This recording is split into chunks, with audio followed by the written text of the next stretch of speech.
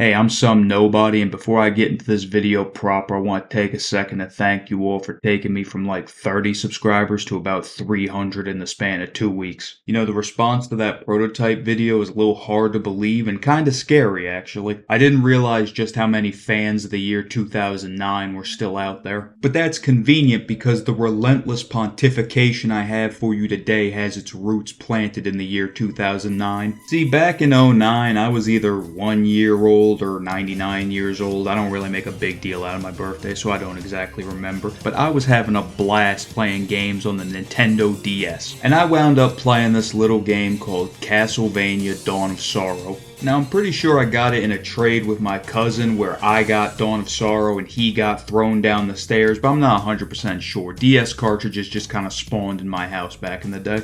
I would say at that point, Dawn of Sorrow was easily the best DS game I had ever played. And I had no idea that Dawn of Sorrow had so much history behind it until I went to look up Dawn of Sorrow stuff on YouTube and stumbled upon the Angry Video Game Nerds Castlevania series. And that right there was a whole other can of worms. Big ups to the OG. So it turns out Dawn of Sorrow wasn't just a really cool DS game, it was actually part of a long-running iconic series. Who knew? I mean, shit, what other cool one-off DS games are actually part of a franchise? You telling me Super Mario 64 DS is a Mario game? But after finding out Castlevania was a series way back when, I set out to play more of the series. And over the years, I've actually managed to play quite a few. I really respect the game design of the classic Castlevanias. These games are defined by your movement being very limited and every action you take having huge commitment to it. There's no adjusting your jump in midair and there's no canceling your weapon swing. If you make a move without thinking it through or knowing what's coming, you're very likely going to die. I know it's a meme to compare things to Dark Souls, but Dark Souls 1 specifically is very much comparable to a classic Castlevania game, because Dark Souls 1's difficulty was more based around your movement being very rigid and you getting punished heavily for every misplay. My favorite classic Vania is definitely Rondo of Blood, which is not an unpopular opinion. It's a great game, but I just love it for the presentation. Then you have the Metroidvanias or Igavanias, named after their producer Koji Igarashi, and these games are all about traversing a huge map, gaining abilities that let you take new paths and explore more parts of that map. I love this whole genre. I unlock double jump and every too high ledge I've encountered up until that point floods into my mind. I get the ability to move underwater and suddenly everything starts making sense. I learn how to turn into a frog and it makes me feel like everything's gonna be alright. Backtracking in video games isn't for everyone, but when it's done right, it is most certainly for me. My personal favorite Igavania is definitely Portrait of Ruin on the DS. It's got probably my favorite story in the entire series. It's got an absurd amount of content, and you gotta love this.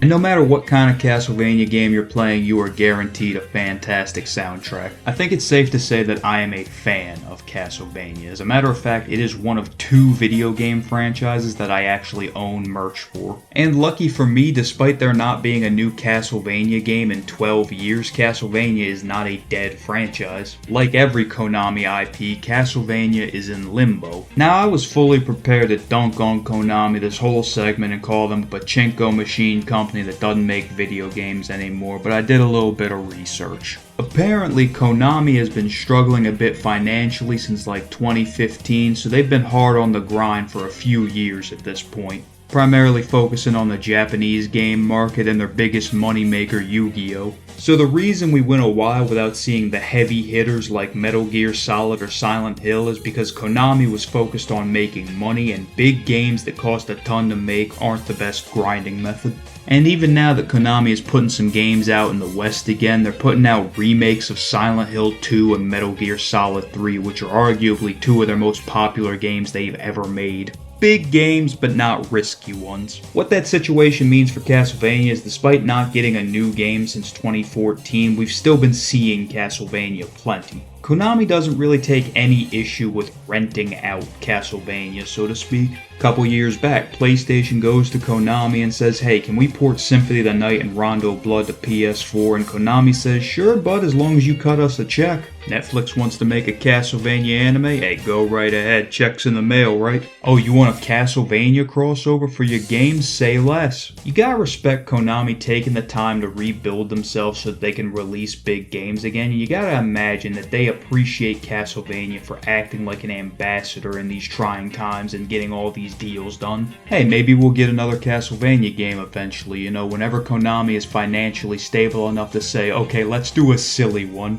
But if I'm being honest, I'm not really dying for Castlevania to come back and get regular installments again. Now, I would not be mad at that, but the fact of the matter is, if I want an old school, punishingly difficult video game, From Software made hard games fashionable. So there's plenty of them. And if I want a Metroidvania, that's about 75% of all indie games. Hell, if I specifically want an Igavania, Bloodstained Ritual of the Night is right there and it's fantastic. I don't need a Castlevania game every year. No, all I want, all I desire, all I need, all I'm fiending for is just one more Castlevania game. And the explicit goal of this video is to make you want it too. That's right, none of the video has mattered yet, that was all intro. But yes, by the end of this video, I want somebody who has barely, if any, familiarity with the series to be interested in a new installment. And I think the best way to do that is to take you back to the past. But don't worry, there were no shitty games that suck ass back in the year 1094. Castlevania Lament of Innocence, released in 2003 for the PS2, is the very first game in the series chronologically, and the consequences of this game's events will span the entire rest of the Castlevania series. The short version of LOI is this. There are two knights, Matthias Kronkvist and Leon Belmont. Matthias was a genius tactician and Leon was a master of combat. While the knights were away crusading, Matthias' wife falls ill and dies because it's 1094 and sudden infant death syndrome could get you all the way up until your 30s. This breaks Matthias completely. Not only is he grief-stricken over the death of his wife, but he feels personally betrayed by God.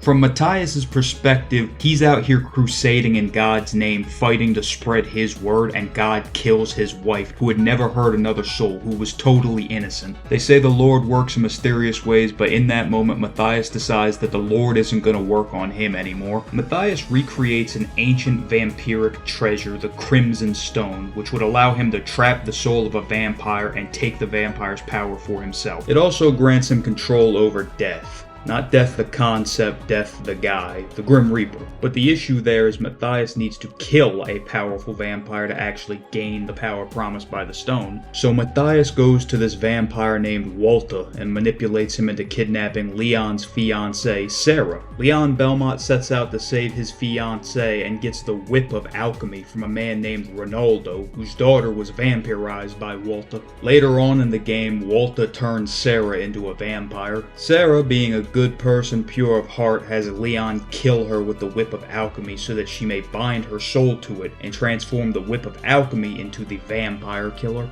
I wonder what that does. Leon defeats Walter with the Vampire Killer, but Matthias emerges at the last second to trap Walter's soul within the Crimson Stone and transform himself into the vampire that would go on to be known as Dracula. Matthias offers Leon immortality and Leon refuses. So Matthias escapes and leaves Death to fight Leon. And with the revelation that his brother-in-arms was behind the death of his fiancée, Leon Belmont has the Grim Reaper deliver a message to his former friend. Give him this message. You have become a cursed being, and I will never forgive you. This whip and my kinsmen will destroy you someday. From this day on, the Belmont clan will hunt the night! For close to 400 years after Lament of Innocence, the Belmont clan hunted monsters and Dracula operated in the shadows of Eastern Europe. Dracula gathered fellow god-haters to be his minions and constructed his stronghold, Castlevania. As much power as Dracula gained, he never made enough of a stink for the Belmonts to drop the pin on him, and I imagine changing his name to Vlad Tepes helped in that regard. You might know what happens next because it's covered in the Netflix anime, but Dracula meets a woman named Lisa, falls in love with her, has a kid, then when the church crucifies her for being a monster fucker, Dracula makes a pact with an ancient evil god to get an army of demons that he can ravage the world with. This leads into Castlevania 3, which is actually the second game in the series chronologically. 1476, 382 years after Lament of Innocence, and Trevor Belmont makes his way to Castlevania. Man, if you think Kendrick Lamar is a generational hater, Leon Belmont got his great-great-great-great-great-great-grandson to pull up on his op. Trevor Belmont teams up with the witch Sypha Belnades, Dracula's son Alucard, and little pirate guy Grant Dynasty, who was criminally excluded from the anime, to kill Dracula. After nearly 400 years, Leon Belmont finally got his revenge on Matthias. For the first time. 100 years later, Dracula is resurrected. Get ready to hear that a lot. The legend goes that once every 100 years, when the faith in God is forgotten, Dracula will come back to life. You see, typically Dracula is brought back by humanity. Sometimes it's the Grim Reaper manipulating people into doing it, but it always stems from the evil in men's hearts. The pact that Dracula made with that ancient evil god I mentioned earlier made him the Dark Lord, which means he is beholden to this entity known only as Chaos. Chaos is the origin of all evil and the force that gives Dracula dominion over monsters. We don't know too much about the entity known as Chaos, except that its primary goal is for Chaos, the concept, to prosper. The power of Chaos is the difference between Dracula being a strong vampire and being the king of the night, the embodiment of all evil. So that's why killing Dracula isn't as easy as just killing Dracula. Chaos will always eventually enter the hearts of mankind and lead them down the path of evil. So Dracula, and by extension his castle, would continuously re-emerge for 523 years after his demise at the hands of the Castlevania 3 crew, becoming more and more powerful each time he was resurrected. But each and every time he rose, there would always be a force of righteousness, usually a Belmont, there to kill him again. Also, it should be noted that between Dracula's first death and first revival, the French seer Nostradamus predicted he would return in August 1999. And funny enough, Dracula's first resurrection was 10 years after Nostradamus died, so that had to be a little embarrassing at the time. Oh, you couldn't see him coming back in 30 years, but you can see him coming back in like 400. Yeah, get the fuck out of here. Now listen, I know I've already thrown a lot of information at you in a very short amount of time, but it's heating up! 1576, Christopher Belmont defeats Dracula but doesn't kill him, finishes the job 15 years later in 1591. Jump 100 years, 1691, Simon Belmont makes his way through Castlevania and kills Dracula, but as Dracula dies he puts a curse on Simon that will slowly cause him to decay. 7 years later in 1698, Simon gathers Dracula's remains for a ritual that will cleanse him of the curse and has to defeat Dracula's spirit. 50 years later in 1748, Dracula's remains possess Juste Belmont's best friend Maxim in an attempt at resurrection, but is defeated by the power of friendship bracelets.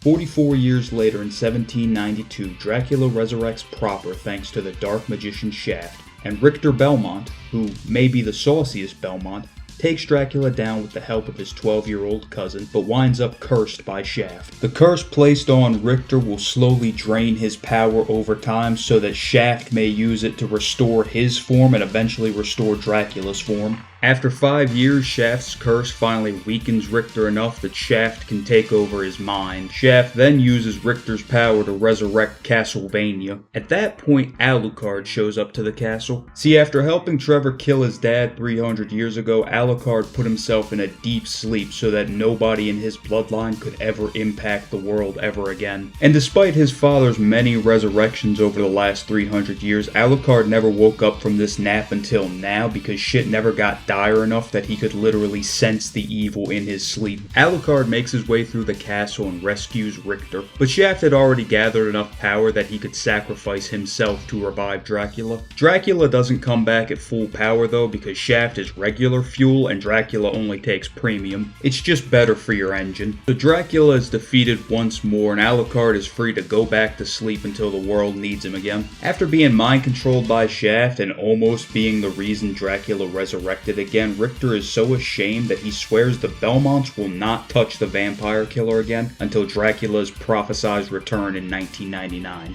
Now that leaves the world in a bit of a pickle because we're only at the dawn of the 1800s and the guys who killed Dracula just said, hey, we're not killing Dracula again for another 200 years. So the Belmonts disappear from history, and I assume they spend that time mastering their techniques and selectively breeding so that whenever 1999 rolls around, whichever Belmont faces off against Dracula is going to be the top Belmont. So the 1800s and 1900s are pretty much totally Belmont free, but that doesn't mean they're Dracula free. Two major forces rise to oppose Dracula during the Belmont's absence: the Morris clan and the Order of Excelsior. And fun fact, they're not actually called the Order of Excelsior. Yes sir, only while making this video did I realize I've been reading this name wrong for the past 16 years. It's actually Order of Ecclesia, or Order of Ecclesia, I'm not exactly sure. Well, whichever way you say it, the Order of Dyslexia is formed sometime in the early 1800s by a man named Barlow. The sole purpose of this order is to prevent Dracula's resurrection and to defeat him if he were to ever rise again. But it turns out the order is just a front for an underground reviving Dracula ring.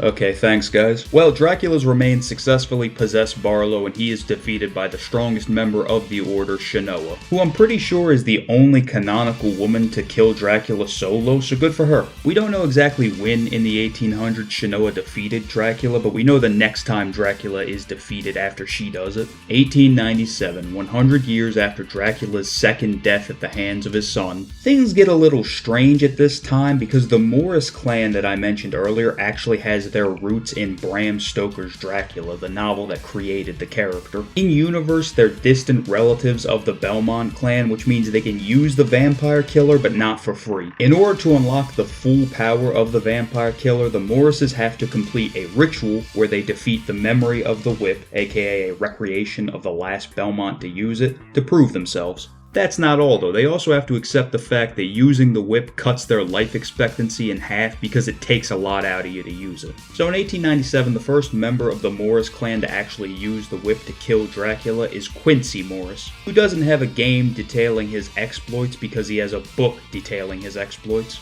Bram Stoker's Dracula released in 1897, so they had Quincy be the one to kill Dracula to match the novel, and I always thought that was pretty neat. But unfortunately, just like the novel, Quincy manages to kill Dracula but still dies from the fight. Sorry for spoiling a 130-year-old book. I was just about to read it. 20 years later, in 1917, Dracula's niece, Elizabeth Bartley, starts World War I to use the chaos caused by the war in order to resurrect Dracula. Elizabeth winds up being stopped by Quincy's son, John Morris, and his best friend, Eric Lacard. Despite stopping Elizabeth Bartley, John and Eric fail to end World War I, so did the forces of good really win? 27 years later, in 1944, the chaos caused by World War II winds up manifesting Dracula's castle. And that is actually a very interesting piece of information, the fact that Dracula's castle can resurrect without Dracula resurrecting himself. It'll prove instrumental later on, but for now just keep it in the back of your mind. Regardless, Dracula's castle winds up getting taken over by a vampire named Brawner, who puts some paintings up and really makes the place his own. John Morris's son Jonathan Morris and a young witch named Charlotte Owlin head to the castle to defeat its master. They kill Brawner, and Death uses Brawner's death to revive Dracula, who is immediately killed by Charlotte and Jonathan in what might be his shortest life yet. He got gimped off stage at like 15%, man. It was nuts. It was honestly the craziest local I've ever went to. Finally, we reach the last two games in the series timeline. Aria of Sorrow and Dawn of Sorrow both take place in the soon-to-be present but currently future years of 2035 and 2036 respectively. In both games, you play as the reincarnation of Dracula, a a teenager named Soma Cruz who would have the hardest fit of all time if he just had a gold chain. Soma Cruz, like Dracula, has the power of dominance, the power to command the souls of monsters. Although he only actually has this power when he is around Dracula's castle or around the recreation of Dracula's castle that's in Dawn of Sorrow. The plot of Arya and Dawn are pretty much exactly the same. Evil dudes decide to try and take over the role of the Dark Lord, and it's up to Soma to use his dark powers to fend them off while also fending off the darkness in his own heart. And with that, we have reached the very end of the Castlevania timeline for now. I know exactly what you're thinking. Okay, you just dumped the lore of the entire series on my lap. How is this gonna make me want a new Castlevania game?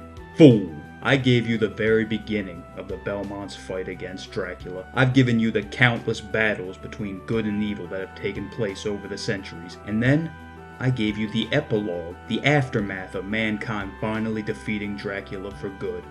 But I never gave you the ending. If you've come this far, you must be invested enough to want to know how it ends. Let me tell you.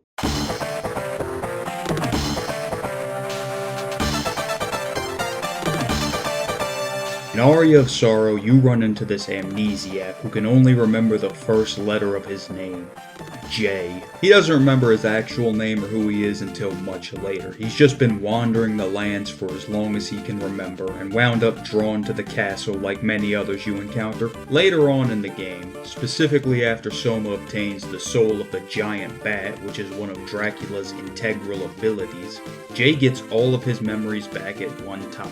Jay remembers that his name is Julius Belmont and that he was the one who destroyed Dracula once and for all back in 1999. After 500 years of the forces of good battling Dracula, this is the one and only encounter that is classified as a war. 500 years ago, Nostradamus foresaw Dracula's true return. In the year 1999, in the 7th month, from heaven will come the great King of Terror.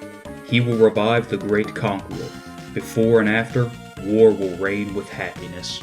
You know, that's actually a real-life prophecy made by Nostradamus. I always thought it was made up for the games. The things that made 1999 so special is that it is the one and only time Dracula had a set time for resurrection. Before that, there was only the legend that he returns every 100 years, which was decently accurate, but also had a bit of inconsistency to it. His 1999 resurrection meant that the forces of good had time to organize and prepare an offensive, rather than just a lone hero showing up wherever the castle manifests. On the flip side, it also meant Dracula knew the coordinated attack would be coming and he could prepare his castle accordingly. The timing of the resurrection also plays into how they managed to defeat Dracula, but I'll explain that more a bit later. Another interesting thing about 1999 is that according to Nostradamus, it wasn't mankind that resurrected Dracula. Nostradamus claimed the King of Terror would come from heaven to resurrect the great conqueror, so to me that speaks to a higher power restoring Dracula to his full capability to possibly bring about the end of days. So we have Dracula at potentially the strongest he's ever been, facing off against the first Belmont to touch the vampire killer in over 200 years. And Julius is no slouch. You should be watching me fight him in Aria of Sorrow right now, and I'm not ashamed to admit he sent my ass scrambling for potions more than once. But Julius wasn't the only one storming the castle. Once again, Dracula's own son Alucard joined in the battle against his father. And Alucard is also the one who comes up with the method to destroy him for good. More on that later. But it wasn't just a Belmont 200 years in the making and Alucard storming the castle. Based on a few items and enemies found in Aria of Sorrow, we know that military forces stormed the castle as well. By the few accounts that we have, the Demon Castle War was the craziest fight against Dracula that has ever taken place. As it damn well should be. This is the final battle in a war that has been waged for nearly 1,000 years. A war that was declared all the way back in 1094 when Leon promised that the Whip and his kinsmen would destroy Dracula someday. Everything that has ever happened in the series leads to this battle in 1999. Everything I just told you, that information gumbo of the Castlevania timeline that I threw up into your bowl, was so that I could tell you about this day, the ending of Castlevania's story. So you may be wondering, how did they do it? How did the forces of good finally defeat Dracula once and for all? Now obviously Julius killed him, but plenty of people have killed the guy. I just told you about how plenty of people have killed the guy. How they destroy him once and for all is they remove him from his castle. You see, the reason the castle changes shape in every game, and the reason the castle resurrects with Dracula, and the reason that Soma only has his powers when he's around the castle, and the reason that the castle can manifest itself with the chaos of the world is because the castle is chaos, or at the very least an extension of chaos into our realm. This piece of information was revealed all the way back in Symphony of the Night in 1997, which was the first game that Iga had a big hand in, which should be a testament to just how long Iga was plotting towards this finale, which also has some pretty crazy implications for Dracula's castle appearing in Dead by Daylight, because to me that's like Chaos saying, yeah, you can use him in your little games, but I'm keeping an eye on you, alright? He gets stunned by one more pal, I'm going ballistic on this whole fucking place. So in order to separate Dracula from his castle, Alucard comes up with this plan based on this old Shinto story. Now, I'm not going to tell the whole story because I don't need to embarrass myself by butchering Japanese names, but the moral of the story is that evil can be contained within an eclipse. So they get this Shinto priest from the Hakuba clan to perform a ritual that seals Dracula's castle inside the passing eclipse. Then with the castle, and by extension chaos, sealed away, once Julius kills Dracula, that's it. Chaos isn't there to trap Dracula's soul and hold on to it for resurrection. After 523 years of being a servant to Chaos, Dracula's soul is free to go back into the bowl and wait to be reincarnated just like the rest of us. What the?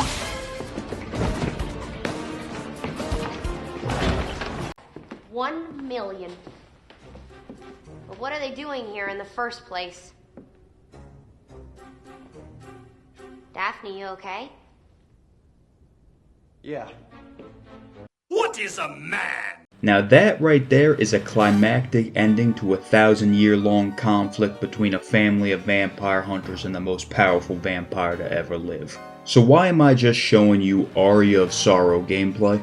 Well, viewer, here is where we loop back to the goal of this video. The final battle between the Belmont clan and Dracula. The last stand of the King of the Night. The Demon Castle War has never been depicted in any video game, anime, or novel. Everything we know about the Demon Castle War is what is said about it in Aria and Dawn of Sorrow. That's right, we have the very beginning of the Castlevania story, we have the middle of the Castlevania story, we have the epilogue of the story, but we are missing the ending. The grand finale that Iga had been planning and working toward from the very beginning of his involvement with the series doesn't exist. Dear viewer, I have deceived you. This video was not meant to get you hyped for a hypothetical new Castlevania game. It was not meant to teach you the lore of Castlevania. This video is meant to afflict you with the same curse that affects me and every other Castlevania fan. You probably haven't even noticed. It started the moment you thought the thumbnail was cool. This awesome picture depicting Castlevania being sealed away in the eclipse, the only official depiction of any kind that we have of the battle of 1999, that image is from a mobile game that doesn't even exist anymore.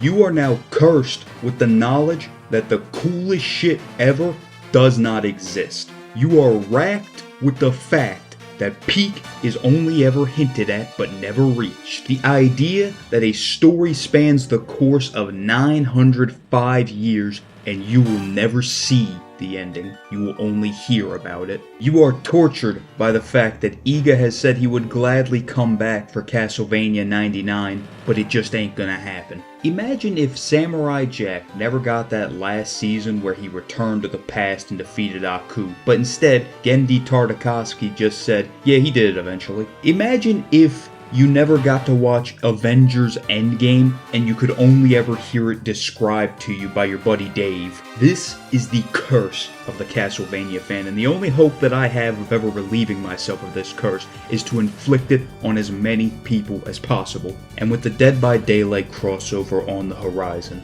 and all the lost souls that will come with it, I have to do this. I'm sorry.